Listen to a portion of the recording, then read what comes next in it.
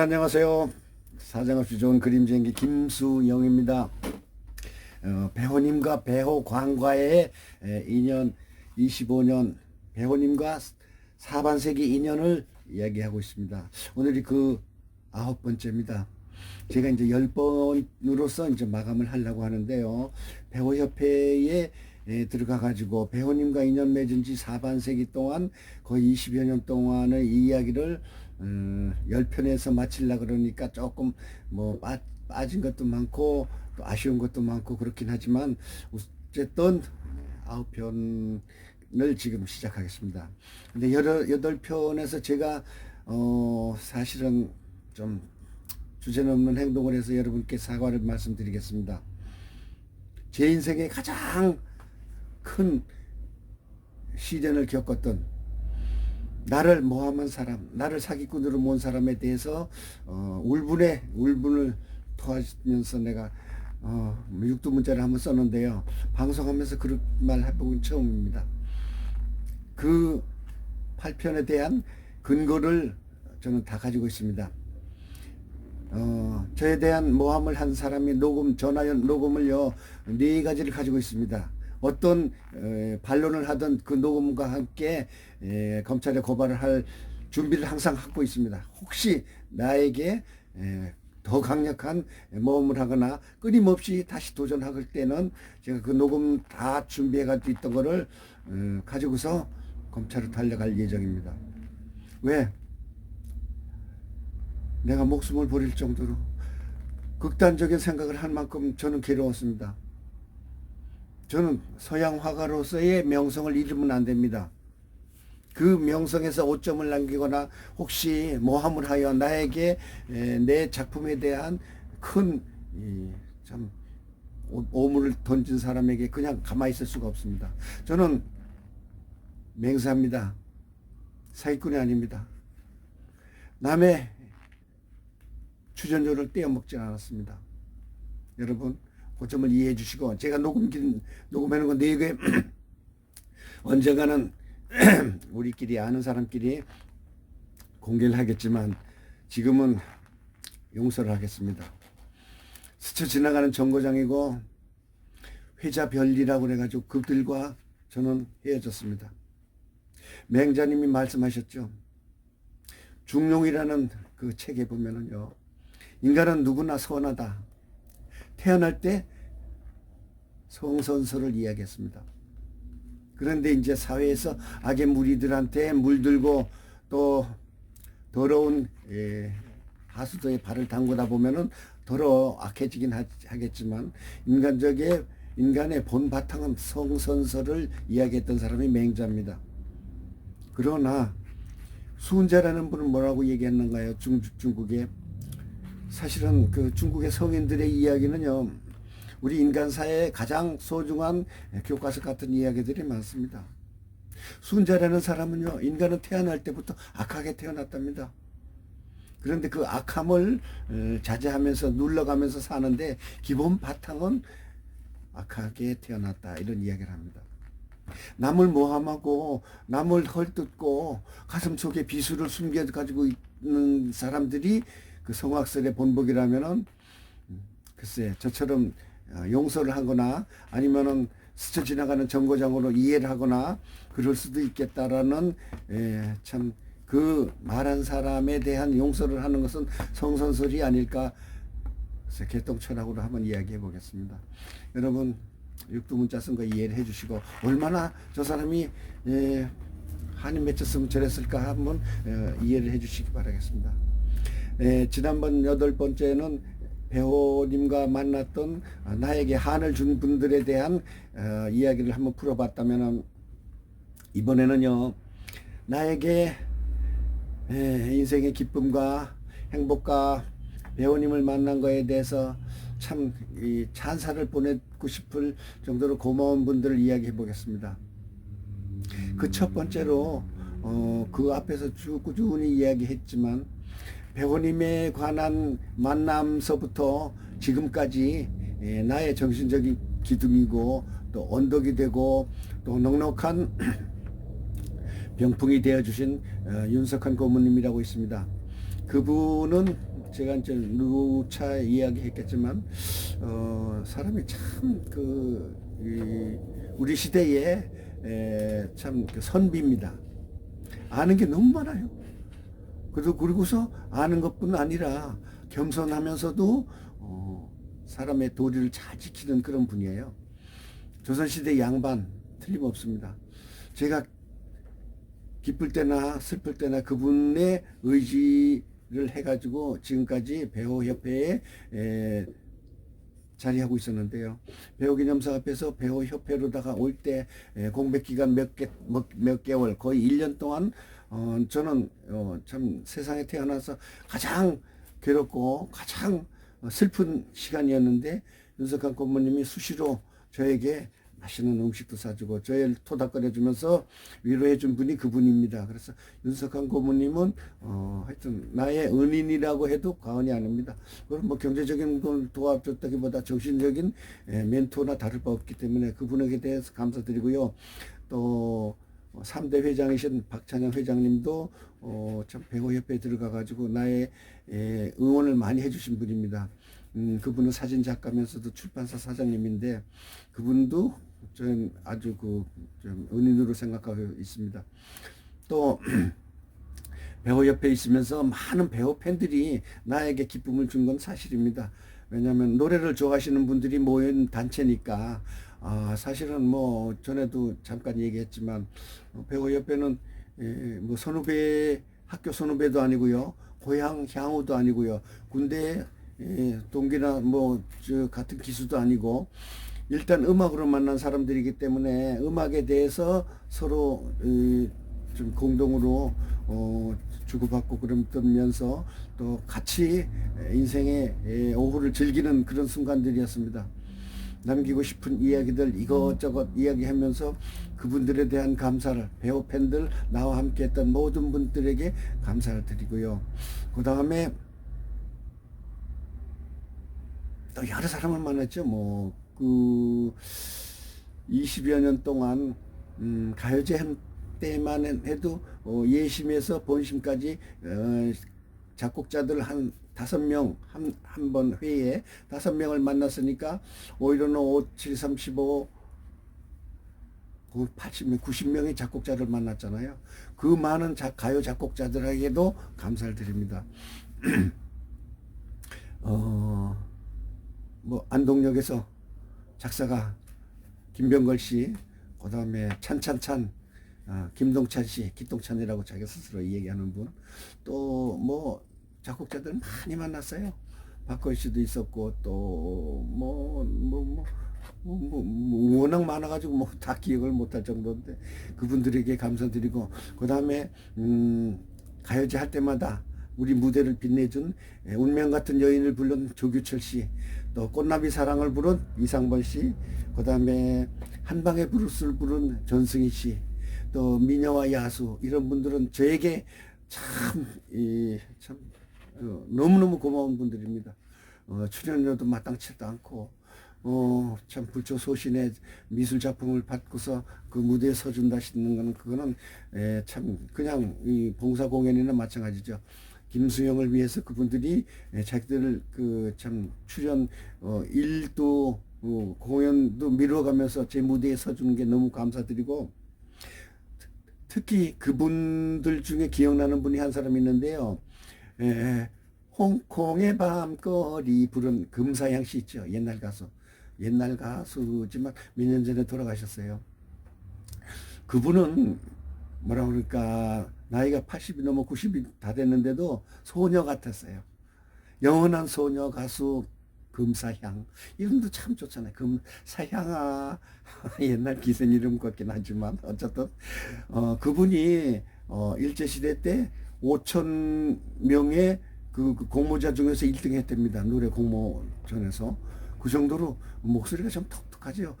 약간의 그 청음이 들리면서 고운 소녀의 목소리.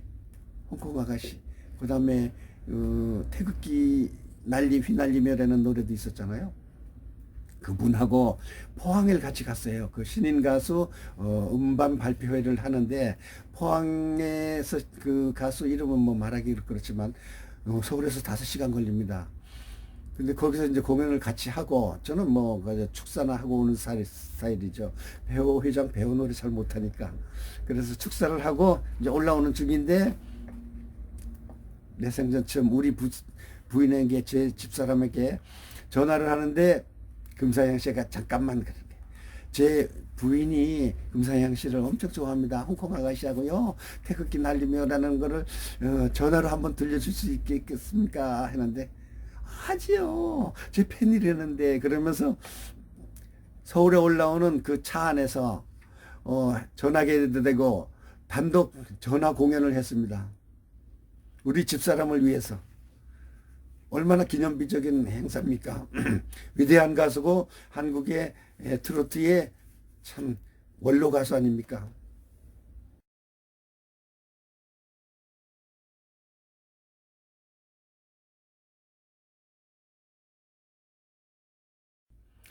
배호님과 사연, 인연 4반세기를 진행하고 있습니다. 그 9번째인데요. 이번 순서에서는 배우협회에 있으면서 만났던 좋은 분들 이야기입니다. 대부분의 한국인들은 아까 얘기했지만 성선설에 근거를 한 착한 분들이에요. 특히 노래를 좋아하는 분들이 대개는 다 착한 분들이 많습니다. 그 중에서도 여러 사람 뭐 만났겠죠. 매월 셋째 주 토요일 날 삼각지에서 만나는데요. 모임에 3, 40명 정도가 오니까 1년이면 한 500명 만나잖아요. 20년 만났으니까 몇 명입니까? 그 많은 사람들 중에 글쎄 저기 뭐요, 여성 국극단 단장이시던 서민자 씨도 있고요. 그 다음에 영화 잡지 출판하시던 이덕우 선생님도 계시고요. 만화가 방기훈 씨도 있고요. 또 뭐 주저리 이야기하려면 많죠. 뭐 경찰 간부도 있고 국회의원도 많이 만났습니다. 한 대여섯 분 만나가지고 우리 배우협회에 와서 노래도 부르시고요. 배우 노래. 그 다음에 음원의향으로 저에게 도움을 주신 분도 많습니다. 더군다나 이제 제가 이제 충주라고 그랬잖아요. 그 이종배 국회의원께서는 제가 국회에서 어떤 정부의 그 문화진흥기금을 도와주시기 위해서 노력도 했지만 별로 이제 성과는 못 거뒀지만 그런 분도 있고요. 또 뭐 많습니다. 국회의원도 한 대여섯 분 계시고, 그다음에 그 중에서 한 분이 기억나는 분이 있는데 장자크 요스라는 분이 있습니다. 이분은 삼각지제 화랑에서 이제 그림을 구입하러 오셨다가 저와 인연이 되는데요. 그 부인이 크리스티예요. 그 부인이 화가예요. 근데 이제 그 스위스에서 우리 그 중립국 감독위원장으로 오셨습니다. 판문점에 그 중립국 감독위원이라고 있잖아요. 한국 전쟁이 끝나자 그 남북한의 그 전쟁을 방지하기 위해서 중립국 감독위원장으로 오신 분이에요. 근데 그 전에 오신 분도 있는데 그분은 독일식 이름이라서 너무너무 기억을 못 하겠어요. 근데 이 저기 장자크 요스님은요, 우리 화실에 와가지고 저랑 인연이 돼가지고 그분 개인 집까지 우리가 방문을 했었어요. 우리 가족이. 우리 집사람이랑 우리 아들이랑 가서 영어 조금 되거든요, 제가. 그래가지고 그분 집에 가가지고 난 즐거운 대화를 나눴는데 외국인 사람 집에 난 방문해 보긴 처음이에요.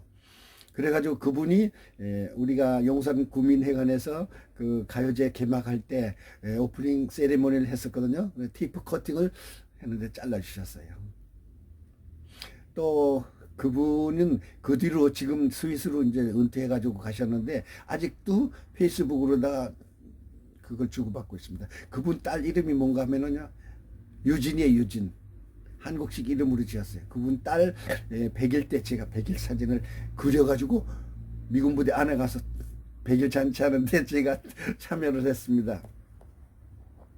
그런 사람이 있었는가 하면은 또 배우님에 대한 이 특별한 저 인연으로 인해 가지고 한국 가수협회 방일우 사무총장, 이분은 정말 옛날 가수 방 누구야, 여자 가수, 그 여자분의 동생인데 어쨌든 방일우 씨는 나보고 형님 그러면서 너무 20여 년 동안 같이 했기 때문에 뭐 인연이 너무 좋고요. 사람도 너무 좋을 수가 없어. 협회를 운영하는 뭐 주체가 되긴 하지만 인간적으로 난 그 사람은 너무 좋아. 왜냐? 뭐랄까, 비단결 같아 사람이. 친근감이 있어요. 그 다음에 오영록 회장님도 몇 년 동안, 거의 10년 동안 우리랑 같이 했었고요. 그 다음에 윤천금 회장 이번에 됐잖아요. 그분도 또 아주 좋으신 분이고 가까이 됐을 분이고, 작곡자 뭐 고경환 씨, 또 오혜균 씨, 또 박건 씨, 뭐 많은 분들과 인연을 맺어가지고 배우협회에서 좋은 인연을 맺었습니다.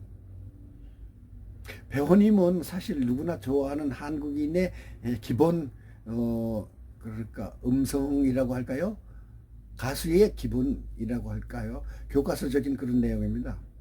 그래서 전국 정통 트로트 가요제 개막식 때 저는 늘 하는 얘기가, 외국에서는 자기네 민속 가요, 민속 가요, 포크송이라고 그러긴 하죠. 우리는 포크송이 뭐 민요라고 그러긴 하는데 저는 트로트라고 말하고 싶어요. 트로트를 교과서에 넣어가지고 아이들한테 정식으로 가르쳐 주자, 이런 얘기를 주장을 항상 하는 편이거든요.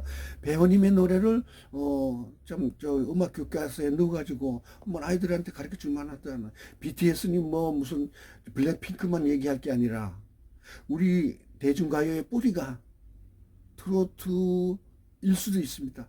뭐 창가, 민요, 뭐 그전에도 뭐 이제 쭉 올라가면은 나름대로 있긴 있지만 아직까지도 한국인의 가장 그 심성 속에 자리 잡고 있는 게 트로트입니다. 1회 때인가 얘기했죠. 오케스트라 반주하신 분, 그분이 외국 가가지고 유럽에서 술 한잔 먹고 노래방 가가지고 트로트 부른대요. 그만큼 우리 한국인의 마음속엔 트로트가 자리 잡고 있는 거예요. 그래서 대한민국 트로트 가요제를 제가 하면서, 이게 전국 정통 트로트 가요제로 바뀌긴 했지만 트로트를 발전시키고 배우님을 알려드리고, 그리고 또 음악 팬들과 일생을 보내는 게 저로서는 아주 기쁜 동행이었습니다. 최성수의 동행이라는 노래 있죠. 배우님과의 동행 25년, 음악과 함께 사는 즐거움이라는 참 말할 수 없이 좋은 거예요. 제 화실 겸 전국 배우협회 사무실에 보면은요, 그림이 쫙 걸려 있습니다. 그 분위기 속에서 배우님 노래를 하고 또 모여가지고 가수들이랑 대화도 하고 또 그 다음에 가요제도 같이 하고 모창 대회도 하고 얼마나 즐겁습니까? 인생을 메마르게 사는 것보다도 돈이 억만큼 있으면 뭘 합니까? 저 아주 건강하거든요. 배우님 덕분이라고 생각합니다. 왜? 음악을 가까이 하니까 잔병이 안 생겨요. 저 아주 싱싱하거든요. 몇 살이냐고요? 그건 묻지 마세요. 48년생이냐고요? 아이고, 맞아요. 아이, 부끄러워라. 쥐띠입니다. 무자년생. 제가요, 쥐띠를 생각해 보니까, 돼지띠는 가만히 있어. 돼지들은 가만히 있어도, 뭐, 죽을 땐 죽더라도 평생 얻어먹잖아요. 가만히 있어. 저 청소 다 해주죠. 뭐, 맛있는 음식 갖다 주죠. 뭐, 병 걸리면 주사 놔주죠. 소 역시 주인과 함께 동행을 하면서 늘 주인이 밥 주죠. 또 일은 좀 할 땐 하더라도, 그렇지만 쥐는 다르잖아요. 쥐는 낮에 나왔다가 맞아 죽습니다. 밟혀 죽습니다. 몽둥이에 맞아 죽어요. 쥐띠는요, 불행한 띠예요. 숨어 살아야 돼요. 평생 남의 거 훔쳐 먹어야 됩니다. 왜? 우리를 위해서 남겨준 게 하나도 없어요. 들키기만 하면 죽어요. 그게 제 운명과 너무나 같습니다. 쥐띠 운명, 무자년. 여러분, 띠를 운명으로 결정하는 건 아니겠지만 제가 태어나길 그렇게 태어났습니다. 그러나 쥐띠로서 제가 가을에 태어났습니다. 곡식이 들판에 가득할 때 태어났어요. 근데 별로 부자는 못 됐어요. 이렇게 해서 9편까지 마치기로 하고요. 10편 에필로그. 배우님과의 사반세기 있었던 이런저런 이야기, 배우님과의 인연 마무리 짓는 시편을 이야기해 보겠습니다. 여러분, 그동안 주저리 이야기하는 동안 혹시 섭섭한 얘기 있으면 이해해 주시고요. 혹시 배우님에 대한 사랑이 있다면 저와 동참해 주시면 고맙겠습니까? 요쪽이던가요? 요쪽이던가요? 좋아요 좀 눌러주세요. 돈 하나도 안 들어가요. 그 다음에 배우협회에 조금 지원해 주시면 응원하는데 요 문자 보이죠? 조금 해주시면 고맙겠습니다. 왜냐? 가요제 하는데 돈이 없어요. 정부에서 10원 하나 못 받습니다. 참 큰일이에요. 그걸 또 하겠다고 또 벌려놨으니 어떡합니까? 부탁합니다. 10편 기대해 주세요. 마지막 라스트 찬스.